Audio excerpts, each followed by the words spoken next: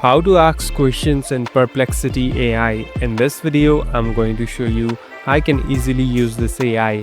First of all, open the application. So now I'm in my homepage. So this is the place where you can ask questions and add different queries.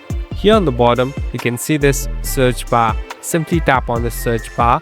Now here, you can write any question that you want to ask at. So here, after you do that, simply tap on this send button. So it will take some time and it will give you all the results that you want to know about. So here you can even give your audio voices and different searches through audio, or attach different items and different pictures to know about.